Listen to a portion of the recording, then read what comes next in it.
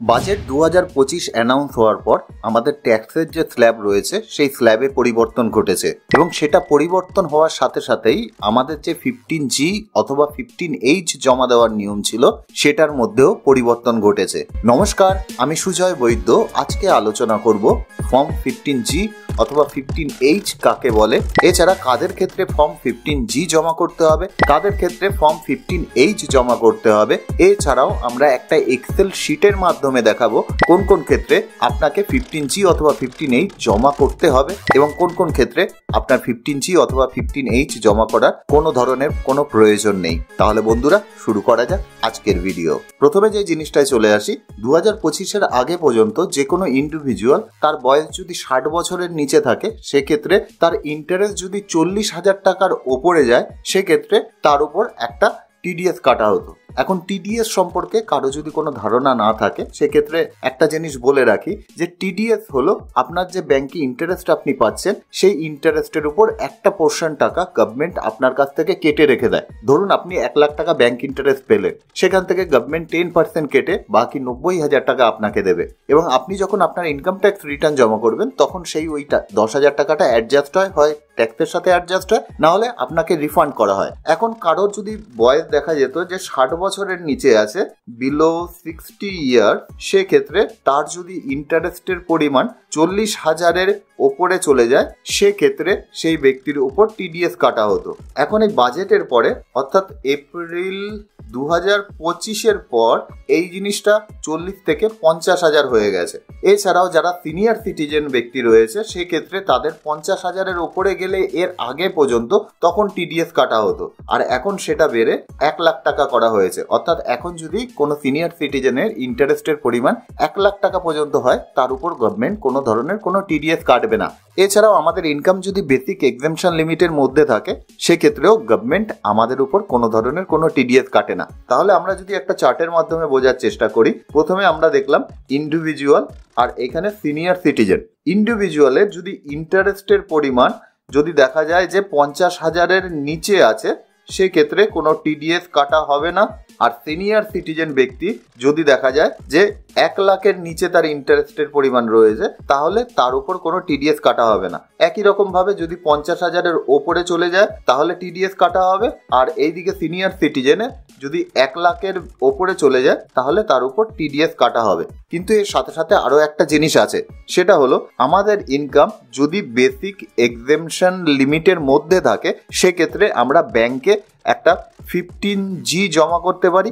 এছাড়াও সিনিয়র সিটিজেনদের যদি income basic exemption লিমিটের মধ্যে থাকে, তাহলে সিনিয়র সিটিজেন 15H জমা করতে পারে। অর্থাৎ 15G ইন্ডিভিজুয়াল অর্থাৎ 60 বছরের নিচের ব্যক্তির ক্ষেত্রে জমা হচ্ছে, আর 15H কাজে লাগছে হলো সিনিয়র সিটিজেনদের জন্য। এবার এটাকে পুরোপুরি একটা এক্সাম্পলের মাধ্যমে আমরা বোঝার চেষ্টা করি যে কখন কার ক্ষেত্রে কোন ফর্ম কাজে লাগছে কি কাজে লাগছে না। তা আমরা এখানে একটা ক্যালকুলেটরে চলে এসেছি। প্রথমে এখানে দেখা যাচ্ছে যে আমাদের ইনকাম, স্যালারি, বিজনেস অথবা এফডি থেকে যদি কোনো ইন্টারেস্ট থাকে, সেইগুলো নিয়ে আমাদের গ্রস টোটাল ইনকাম এসছে।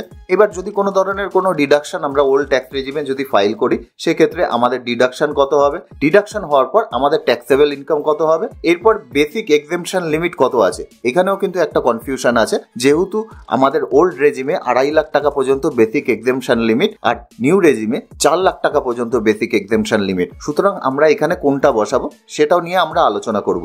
এগুলো হওয়ার পর আমাদের প্রথমে আইডেন্টিফাই করতে হবে যে tax on total income is nil, অর্থাৎ আমাদের যে ইনকাম আছে সেটা কি ট্যাক্সেবল কি ট্যাক্সেবল নয়।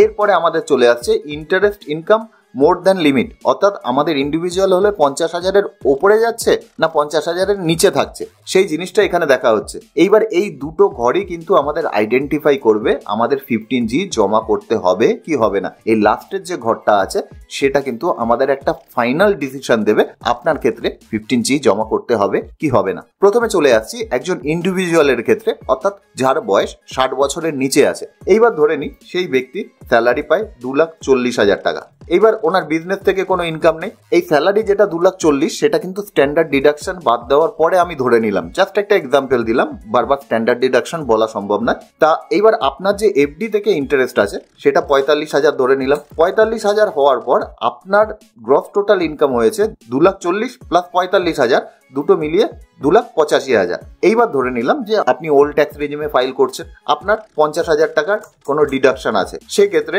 আপনার যে ট্যাক্সেবল ইনকাম সেটা কিন্তু 2,35,000 টাকা হয়ে যাচ্ছে। এবার আমরা এখানে আমাদের বেসিক এক্সেমশন লিমিট লিখে দিলাম যে 2.5 লাখ টাকা। আমরা প্রথমে ওল্ড রেজিম করে নিচ্ছি, পরে আমাদের যদি দরকার পড়ে আমরা নিউ রেজিমেও আমরা দেখে নেব।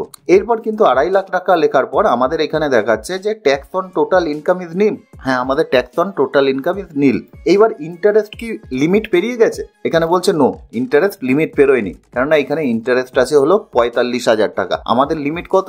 50,000 টাকা। এর জন্য আমাদের এখানে কিন্তু এনএ লেখা, অর্থাৎ এই ক্ষেত্রে আমাদের ইন্টারেস্টের পরিমাণ যেহেতু 50-এর নিচে আছে তার জন্য আমাদের 15G জমা করতে হলো না। এরপরে আমাদের ইন্টারেস্টের পরিমাণ এখানে যদি আমরা বাড়িয়ে 55,000 করে দিই, সেক্ষেত্রে কি হয় দেখবো। সেক্ষেত্রে এই দুটো কলামে কিন্তু আমাদের ইয়েস হয়ে গেছে, সুতরাং আমাদের বলছে যে 15G জমা করার জন্য, কেননা আমাদের 50,000-এর লিমিটও পেরিয়ে গেছে আর 2.5 লাখের যে লিমিট আছে সেটাও কিন্তু ক্রস করেনি। অর্থাৎ গভর্নমেন্টকে আমরা বলতে পারবো যে আমাদের income basic exemption limit cross করেনি। আমাদের ইনকাম যদি বেশি হয় তারপরেও আপনি আমার টিডিএস কাটবেন না, কেননা আমার income basic exemption limit cross করেনি। এবার একই রকম ভাবে আমাদের ইন্টারেস্টের পরিমাণ রয়েছে 55,000 টাকা, কিন্তু আমাদের যে ইনকামের পরিমাণ সেই ইনকাম দেখা গেল 3 লাখ টাকা হয়ে গেল। এরপরে দেখা যাচ্ছে যে আমাদের income basic exemption limit cross করে ফেলেছে। এই ঘরটা দেখুন এনও হয়ে গেছে। এর জন্য গভর্নমেন্ট বলছে আপনার ইনকাম যেহেতু বেসিক এক্সেমশন লিমিট ক্রস করে গেছে, সুতরাং আপনি আর 15G জমা করতে পারবেন না। একই রকম ভাবে আপনার বয়স যদি 60 থেকে 80 বছরের মধ্যে হয়, সেক্ষেত্রে আপনার বেসিক এক্সেমশন লিমিট যেটা রয়েছে সেটা কিন্তু হয়ে যাবে 3 লাখ টাকা। এবার আমাদের রোজগার যদি দেখা গেল 3.5 লাখ টাকা, পেনশন বাবদ ধরে নিলাম, বিজনেস থেকে কোনো রোজগার নেই, এফডি ইন্টারেস্ট দেখা গেল 80,000 টাকা। এই ক্ষেত্রে দেখা যাচ্ছে যে আমাদের যে রোজগার আছে সেটা বেসিক এক্সেমশন লিমিট ক্রস করে গেছে, তার জন্য প্রথম কলামে নো রয়েছে। এছাড়া আমাদের ইন্টারেস্টের পরিমাণ 1 লাখের নিচে আছে, এর জন্য সেটাও নো রয়েছে। সুতরাং কোনো ক্ষেত্রেই আমাদের 15H জমা করার প্রয়োজন নেই। কিন্তু আমাদের যদি দেখা যায় যে ইন্টারেস্টের পরিমাণ 1,15,000 টাকা হয়ে গেছে, এই ক্ষেত্রে দেখা যাচ্ছে যে আমাদের ইন্টারেস্টের যে লিমিট আছে সেটা 1 লাখ তো পেরিয়ে গেছে, অর্থাৎ লিমিট ক্রস করে গেছে।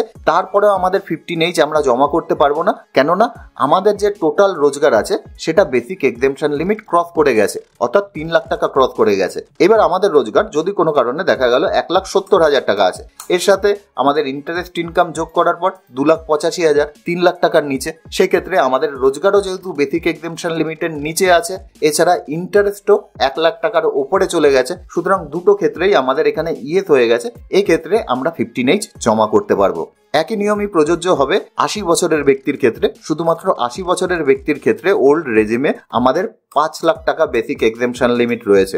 এই ক্ষেত্রে যদি দেখা যায় যে আপনার যে রোজগার রয়েছে সেই রোজগার দেখা গেল 2,80,000 টাকা স্যালারি থেকে, এছাড়া ইন্টারেস্টের পরিমাণ দেখা গেল 1,20,000 টাকা। এক্ষেত্রেও আমাদের নিচের এই দুটো কলাম যখন ইয়েস হয়ে যাবে তখন আমাদের 15H সাবমিট করতে হবে।